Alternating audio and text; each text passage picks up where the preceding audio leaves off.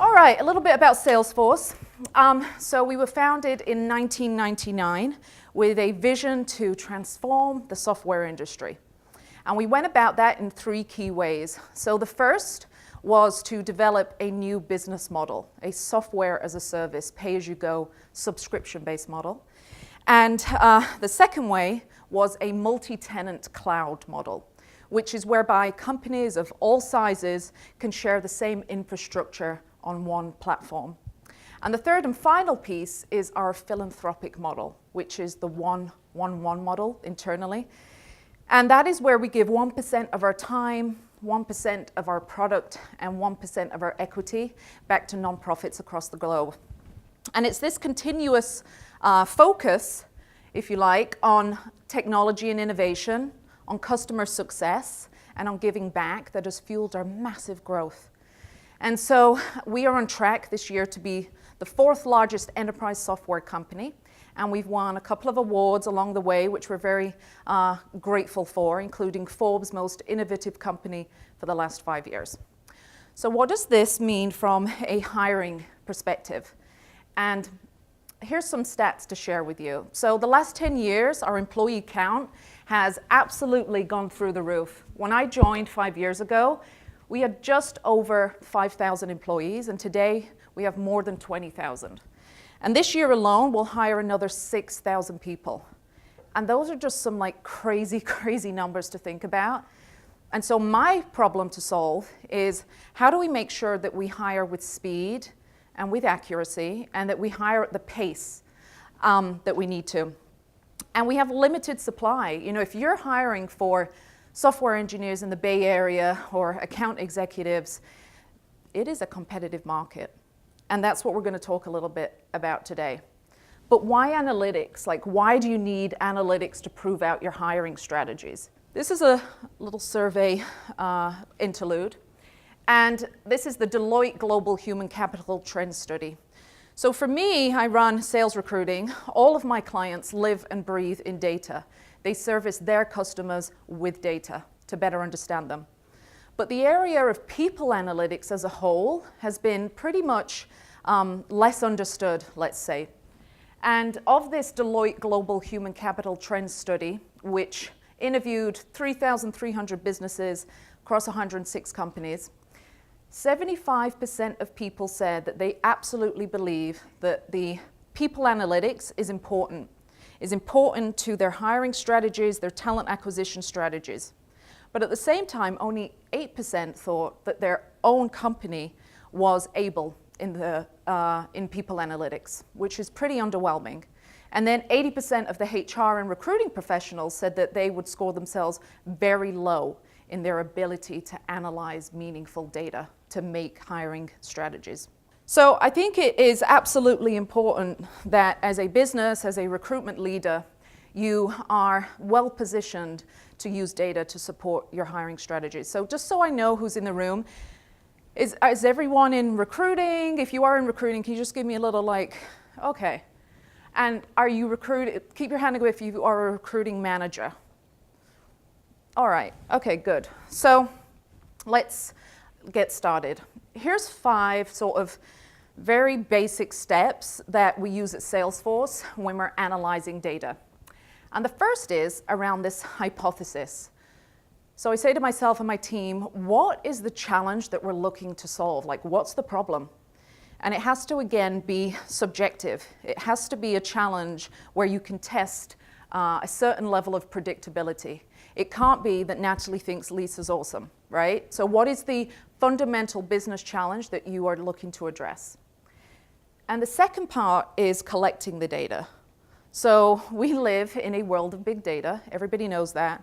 But some data is more accessible to others. And how do you know that you're collecting the right data?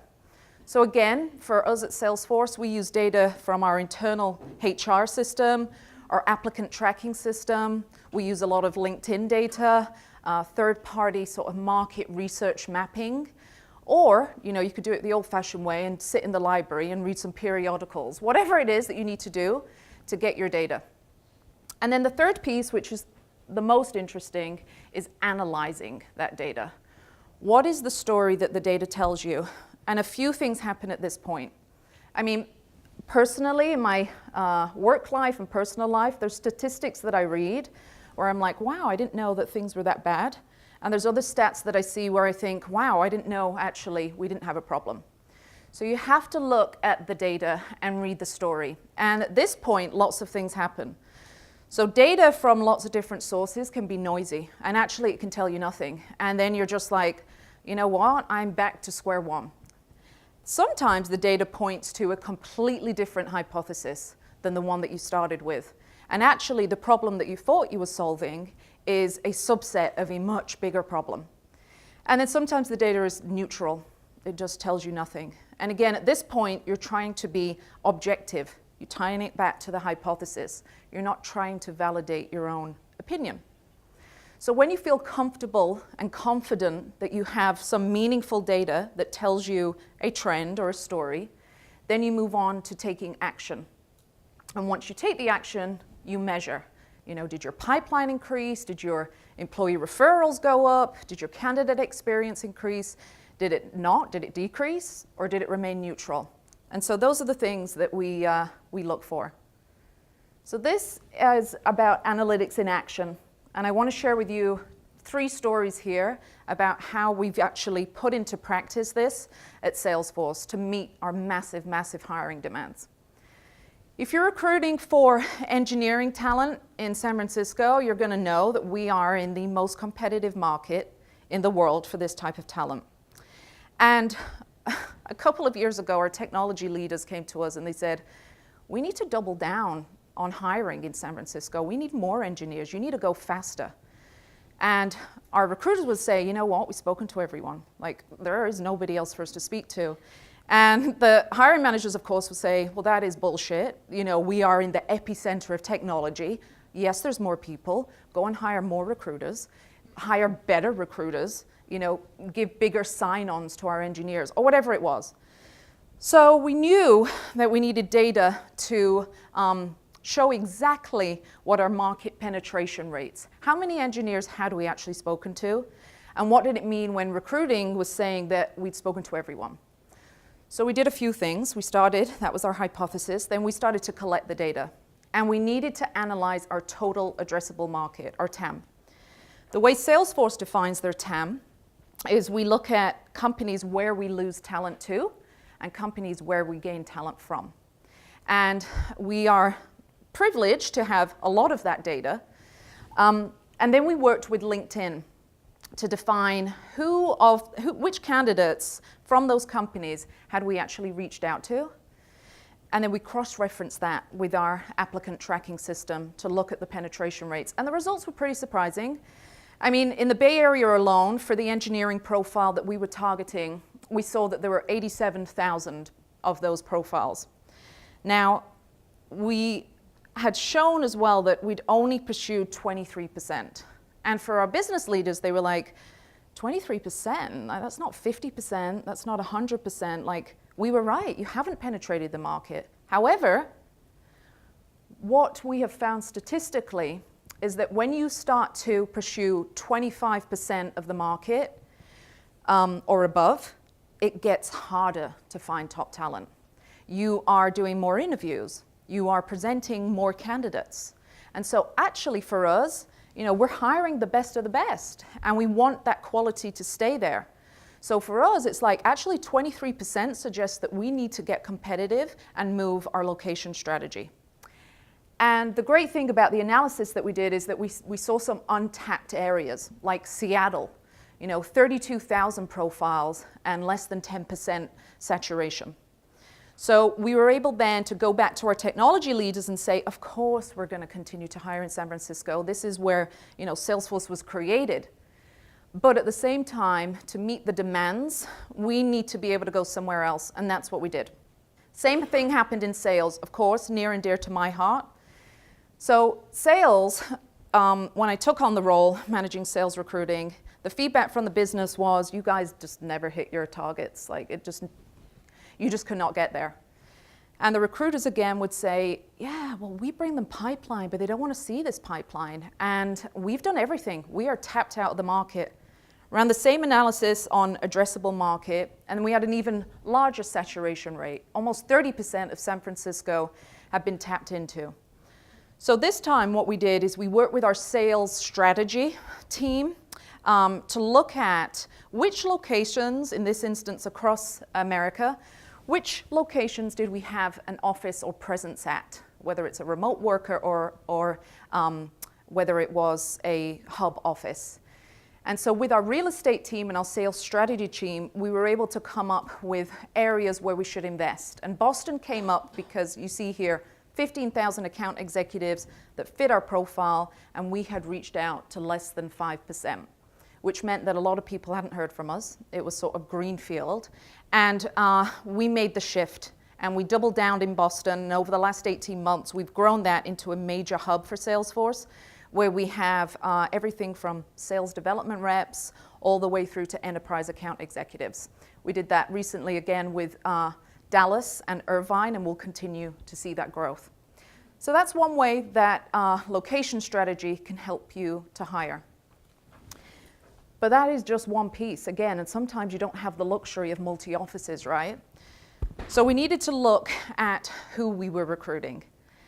Now, the biggest piece of feedback I would get from sales leaders is, in order to be successful at Salesforce as an account executive, you need a background in software selling, in application selling.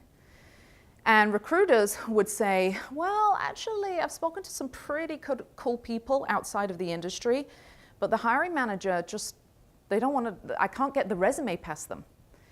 And so we decided to assess our top 100 account executives globally.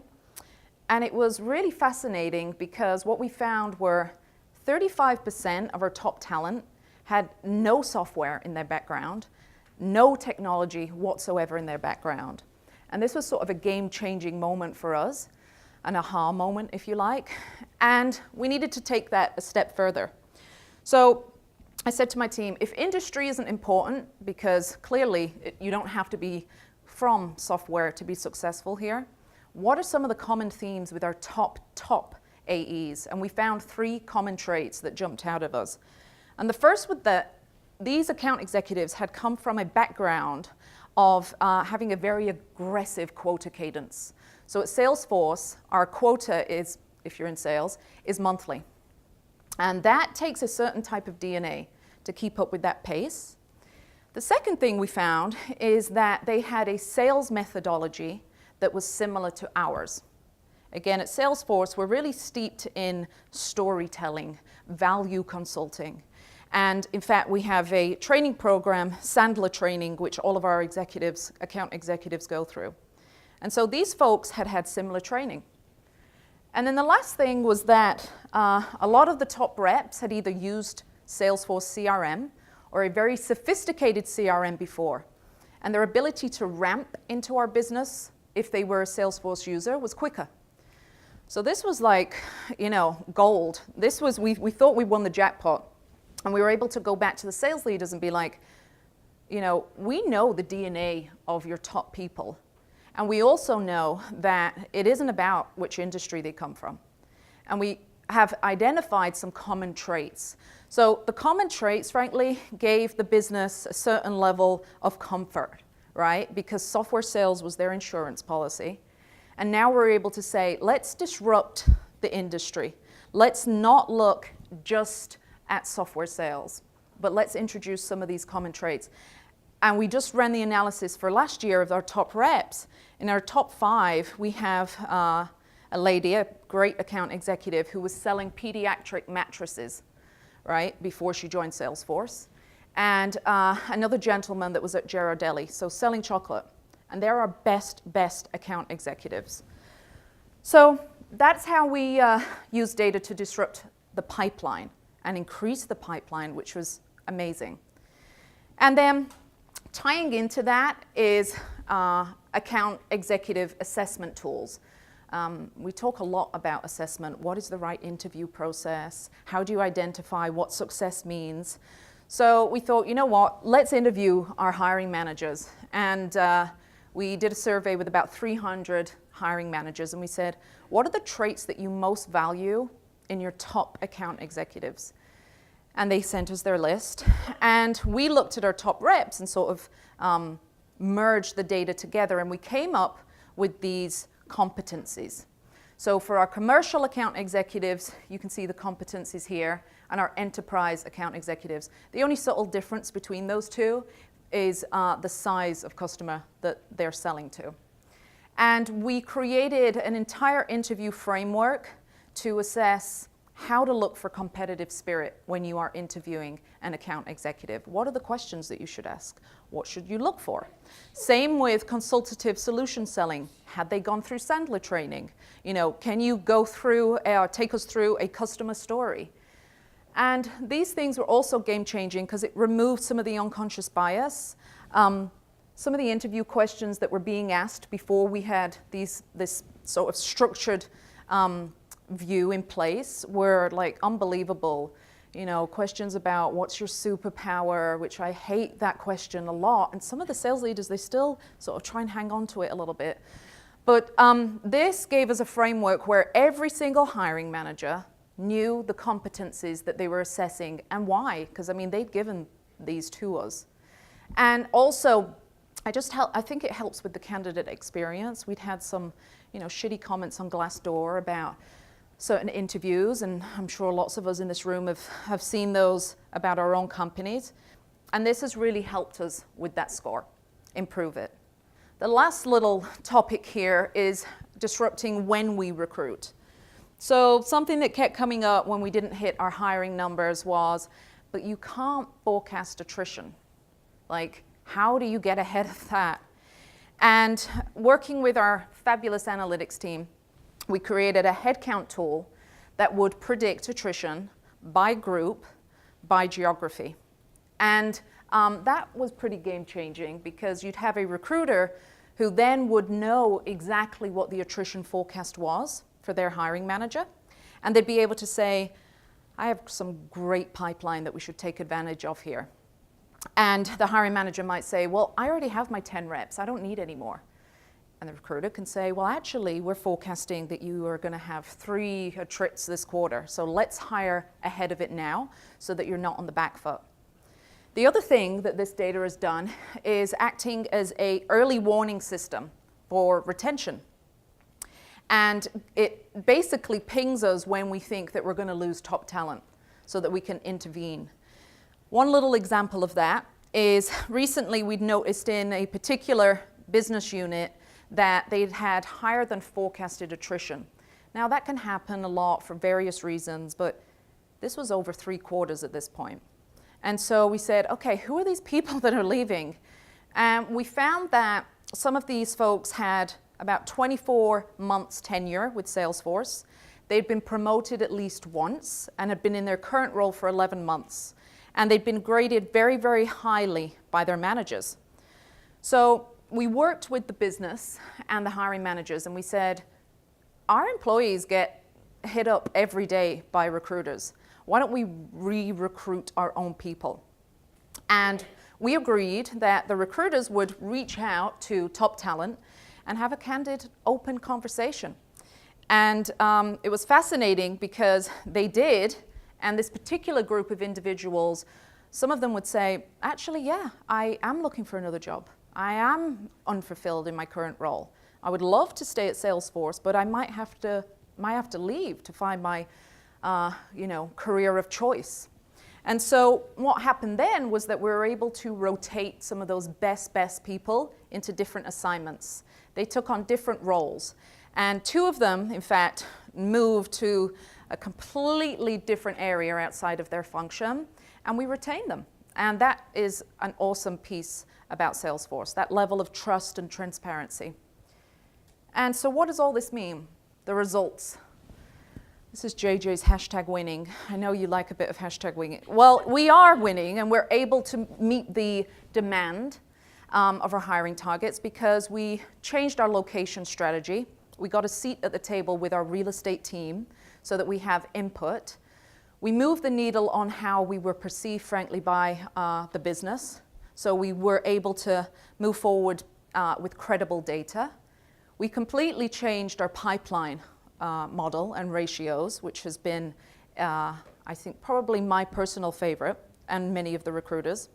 And then we looked at our attrition and made sure that we were hiring ahead. And that is it. Any questions?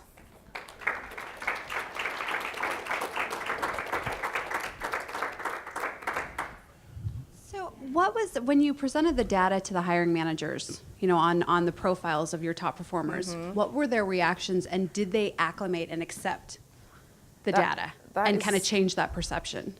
That is an awesome question, because the first person we went to was, nemesis is a strong word, but he was the person, the sales leader, that most was like, this is what I need to see.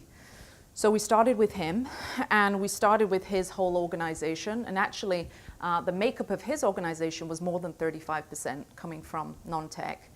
So yeah, I mean, it was right there in front of him, and we were naming people, right? So we were like, Jason came from Ghirardelli, and he's like, oh, okay. So yes, it completely changed. Now, this is like, we did this about 18 months ago, and of course, there's biases, right, from hiring managers. But I think the best thing is that recruiters are now educated or feel empowered to have the conversation and to have those little stories. I use the Ghirardelli one clearly a lot. We hired this guy from Dolce & Gabbana, right? He came from a retail background, zero tech, zero software, and he's also one of our highest performers in the New York office. So I think it's an education. It's a constant piece, but if you have those little stories, then you can't deny the facts, right?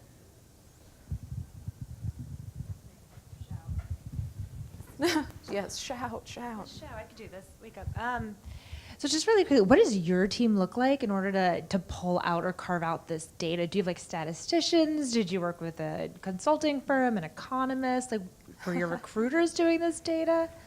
Another good question. So we do have an analytics team at Salesforce that service all of HR and all of recruiting. And the data on competencies was all my team. And I have a team of recruiters and some research specialists as well. And that was all of us. And some of it was manual, right? And then we knew our top 100 AEs, so we could speak to them and be like, did you come from tech? Did you come from software? And we had their resumes, so we could go through all of that. But it was our team that did that. Some of the conversations you mentioned your recruiters were having very candidly with either high potential or top performers. In our organization, I would almost think that would be a business partner conversation versus a recruiter conversation. What are your thoughts on that, and how did you equip your team to have those sophisticated conversations? It's really, for Salesforce, the concept of internal mobility and internal recruiting is one that comes up every time. How do you solve for it? If recruiting is focused on external net new hiring, then who deals with the internal mobility piece, right?